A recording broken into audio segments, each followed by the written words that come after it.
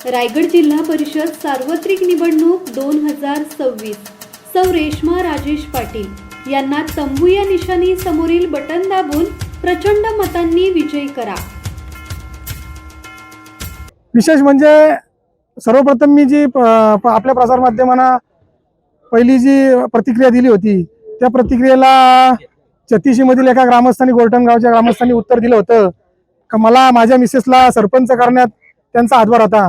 तर मी त्यांना सांगतो नितीन तवले हा हवा ओळखतो, हवा कोणत्या दिशेला असेल किंवा कुठल्या दिशेला आहे हे सर्व नितीन तवलेला कळतं। आणि माझी मिसेस ही माझं लग्न 10 दिवसात झालंय आणि माझ्या मिसेसला पण निवडून आणण्यात माझाच याचा वाटा आहे। आणि मी जे ग्रामपंचायत मध्ये बदल केले 1993 पासून आज परत कुठलेच बदल झाले नव्हते, असे काही बदल माझे मिसेस सरपंच असताना माझ्या मिसेसच्या काळात केले आहेत। आणि मला निवडून आणायचा कोणाचा संबंधच नाही, कारण त्यावेळी पण निवडणुकीत मी सक्षम होतो। माझी मिसेस निवडून येण्याच्या पात्रतेची होती, तिला लोकांनी भरघोस मतांनी निवडून दिली। पण मी एवढं सांगेल की ज्या वेळेस आम्ही जिल्हा परिषद सदस्यांना निवडून दिलं त्यावेळी आम्ही त्यांच्या स्वतः पाठीमागे होतो।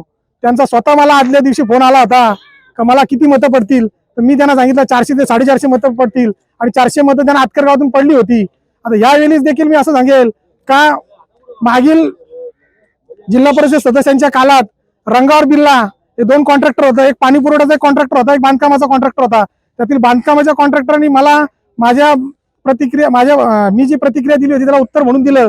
तर या रंगावर बिल्लालाच मोठा करण्याचं काम मागे जिल्हा परिषद सदस्यांनी केलंय, बाकी कोण मोठे झाले नाही। फक्त त्यांनी त्यांची बाजू सारण्यासाठी माझ्या प्रतिक्रियेला उत्तर दिलं। तर मी त्यांना एवढं सांगेल का तुमचंच भलं झालंय दोघांचं, बाकी कोणाचं जिल्हा परिषद वार्डाचं भलं नाही झालं।